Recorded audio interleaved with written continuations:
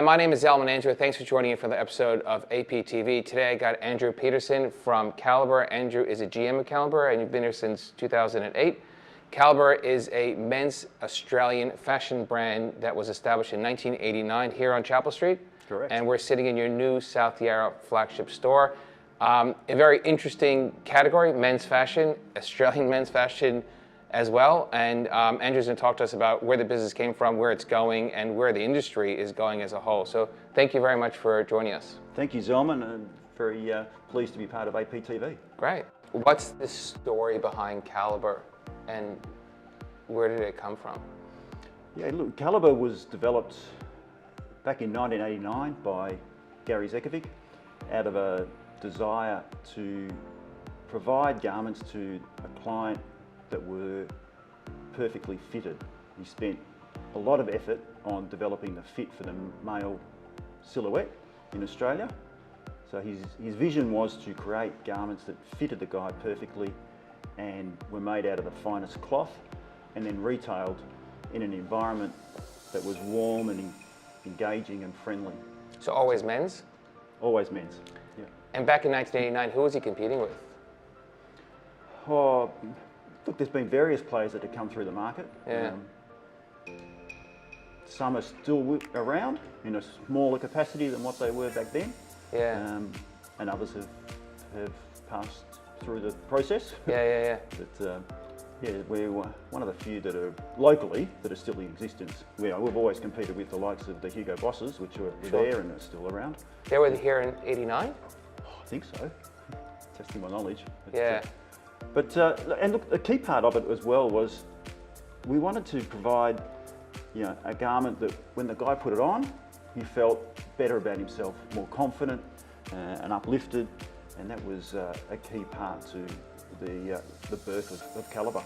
Wow. And that, as I say, 30 odd years ago, started off about 300 metres down the road in Chapel Street. On Chapel Street is his first store? Yep. So Chapel Street's a part of our DNA, and we've moved a couple of times. We moved closer now to Toorak Road, but that's been a key part of our experience. And that opportunity that presented back then obviously had a good sense of place in the market, because I recall Gary telling me, when he first started off, sometimes on a Saturday afternoon, he would get clients coming through, and he would ask them, could you come back next week and purchase?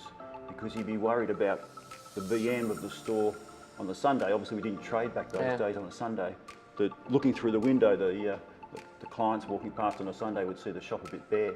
So he'd tell the client, come back next week when I've got a recut, come in and I'll sell it to you then. There's nothing like new business owners. They have the most creative ideas to create perceptions. That I still have to convince him it's okay to sell out of a product. It's amazing that in 1989 you started, building for that men's Australian silhouette, and 30 years later it's virtually exactly what you still do, but just the best in the market. Yeah, and that's a key part of our DNA. It is this fit that must be. The team will spend hours refining the fit of a garment to make sure it's fitting perfectly. It's not bulging in the wrong spot. It's not creasing. It's not pulling. And they're real masters. They're technicians of the craft. Have you ever tried kids' clothes or women's clothing, or you always kept to men's? No, it's the opportunities present, but I'm a firm believer in sticking to what you do and do it really well, and that is always going to be Calibre's philosophy of providing quality, modern, contemporary menswear. Yeah. And that will be the DNA. It's been the foundation of the business, and it will continue to be so. It's awesome. What's your role here? My role is general manager of the business. And you've been here since? Been here since 2008. And you've looked over across everything from the business, from manufacturing to retailing to staffing. Well, we have a really strong team that are around us. Have a great partner with us, Robert, who looks after a lot of the design side of the business. How long has your designer been with you? Oh, he was before me. Right, wow. Like 17 years, 18 years or so now. Which explains the consistency and the brand DNA so strong. And look, it goes to the ethos of the brand as well. it is a family business. We enjoy the brand. Gary's a wonderful owner, so we love being there. You know, and it was part of his vision was he wanted to create a workspace that people, we spend a lot of time at work, and he wanted to create a place where we enjoy it. We're happy to go. And there is a lot of longevity in the team. So yeah, going back to your point of consistency, the team have been there for a long time, and it's fun. You know, I love it when, you know, I talk to the retail team. I'm heavily involved with the retail team, and you hear of those experiences of guys walking in and they might be a bit, you know, shy to start with. They're not sure what they want, but I've got an event to go to, maybe a job interview as well, and they come back and tell us, you know, it was a fantastic, you know, interview. I felt really great in my new suit. You know, it gave them the confidence, and you see them come out of their shell when they put this on or they put their new tux on. It could be a young guy going off to his first school formal, and he comes in and puts his outfit on, and you know, with his parents, and they're so proud of how he looks at the end of it, and he feels uplifted. I say that's a beautiful part of the experience, not just producing garments, but making men feel better about themselves. What a great story!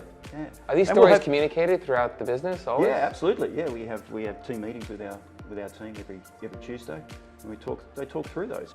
So we're in your new South Yarra flagship store. This is the new design, and this is where stores are going towards. Yeah. This was look. We leased this store right in the middle of COVID. In June 20. What do you think was going to happen at the time? It was a punt. You can say that again. You know, there were high vacancy rates along the street. Yeah. But we believed in the street, and we believed in ourselves. And you know, there's good marketplace around here. You know, there's good quality clients around South Yarra to Armidale area. They like the parking that we can provide out the front, and there's something about shopping in a boutique as well in a street, something different to the centres. So we wanted a nice frontage. That was key to the decision to take this store, was the double-sized frontage, and then the space we could create. But yeah, the whole design of this store came about trying to think about how we can improve the experience for the client with the brand, and that was paring back the fit out of the colour palette, the textures, and making it all a lot more muted, and making the product the hero of the store. You know, the colour, the texture is all provided by the product. 22 stores between shopping centres, high streets and concession stores. Yes. And an online business. How does online compare to in-store? Is online a better business than in-store? For us, online it's used as a tool to research product. A lot of our guys come in and say, you know, literally bring their phone out and say, oh, I've seen this shirt, have you got That's that? me. And then they want to come into store, feel it, and they enjoy the engagement with the client, with the staff, and the staff help build that outfit for them. Yeah. So guys we sell a lot of suits and tuxedos for events and weddings, and I think a lot of those guys really still want to enjoy the experience of coming into store to buy those products. You have to try this stuff on. Yeah. If you invest that, you know. And they want to feel it, and Correct. feel the texture, and as I say, get the whole outfit, and come and see our stylist to assist in that process. Do you do online sales through your stores where you package stuff up in the store and then mail it out? At the moment, no, it's all distributed out of our warehouse. We are looking at doing that depending on how big online gets, but really want to make sure the retail team continue to have their main focus is serving the client in store. And are we going to see more stores in addition to the 22 you already have in Australia? Yeah, we are always assessing opportunities, but we're very considered in those that we take on. We want to make sure that they are the right move for the brand. Calibre is not about having multitude of stores and flooding the market. It's providing the right experience, and in some regards, it may be rationalising some stores and creating a bigger footprint in a certain place and making that like this environment. Because some of our stores are smaller. You know, they may be the 100, 110 square metre stores compared to this being 165. And I really am keen to create more space for the client to enjoy. I feel the space that we've got in this store provides the client with comfort and relaxation, and their desire then to spend more time in the store and feel more comfortable. We can spend, you know, an hour, 2 hours with a client, you know, dressing them for, you know, their outfit or their wardrobe. So with their partner, I want them to have time to enjoy and relax and have that space around them. So certainly looking for more opportunities, but they're going to be the right ones. Can we expect to see a Melbourne CBD flagship again? Melbourne CBD, yeah. Yes, absolutely. Yeah, we're considering that at the moment. Oh, good. Yeah. Well, I'll ring you after this. Still a strong believer in the city, you know, and we're Yeah. seeing at the moment the weekends are very strong in the city, Okay. in Melbourne, and we just need a bit more weekday traffic, but certainly still believe that the CBD is a key part of the shopping experience in Melbourne. So just on real estate though, when looking at retail opportunities to lease, what role does the agent or the landlord play, or what role do you need them to play, and how much weight do they have on your decisions? Because a lot of people will be calling you with opportunities every day, and some of them would be relevant and some of them would not. When is it relevant? Look, back to the first part of your question, you know, what do we expect out of a leasing executive is really want to understand our business to start with. You know, where are we placed in the market? What size shops are we looking for? And once they've got that knowledge, you know, understanding that we have been going for 33 years and there is longevity behind this brand, then they can pitch the right locations to us and the right tenancies, with the right tenancy mix around us, the right frontage, the right place for us to be. So I expect them to have that sort of knowledge when they come to talk to us, so they're not, you know, so the opportunities are relevant. But ultimately, the decision falls back to us. So we need to make sure that the criteria is correct in assessing those new opportunities that present. And again, everything we look at, whether it be a new store, it's how is that going to improve the client's experience with the brand, and that's key. I want to make sure that if we're doing a new location, that it's going to provide a better experience for that client. Is it like we've moved from down the road to here? That was all about providing a better experience for our local Chapel Street client. And I think we've achieved that with this. And Absolutely. And that's what we think about every time we're looking for a new opportunity. And what gets you excited when you look at real estate? When do you get engaged? At what point? Look, I guess it's hard to break that down. There's so many factors that do get you excited about real estate. You know, obviously the position is key. That old adage, position is still carries significant weight. What do we expect to see Calibre stores pop up around the world? Look, I'm confident in a fit out like this being able to stand on its own in offshore locations. Certainly got the confidence in the product that it can stand up in those locations too. So there is certainly on the horizon to push the brand offshore, but there are a few opportunities locally that we want to get sorted and executed before we push the brand onto those wider markets. If you were going to go overseas, where would you be your first destination if you could choose? Look, initially, I think we're going to take a step across to New Zealand.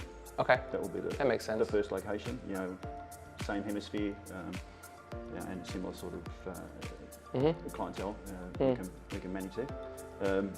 But we're then looking to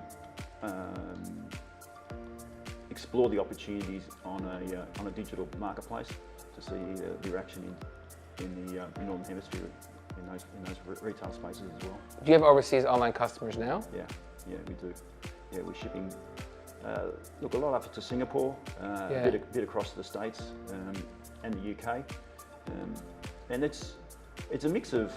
I think the Singapore client is a lot of expats up there, but the UK, US guys are new clients to the brand. And where's fashion going for men's in the next 3 to 5 years? Or can you see that far ahead? Yeah. You obviously are always looking forward. You know, being a fashion brand, change is always part of our DNA. Yes. But Calibre is a brand which marches to its own beat. So we will look at the future and we will interpret what those trends are and how they're going to be relevant for the Australian male. And what have we gathered from our experience as to what he will embrace from those trends. So we'll certainly review what's going on overseas, but we'll interpret that for our guy. And I think whilst the textures and the colours will change and the widths of our lapels in terms of the next sort of 3-5 years out, I'd say the foundation of the brand being built on quality service, an amazing experience and longevity of the product will be the foundation of the brand and will remain as important in 3 years' time as it is today to us.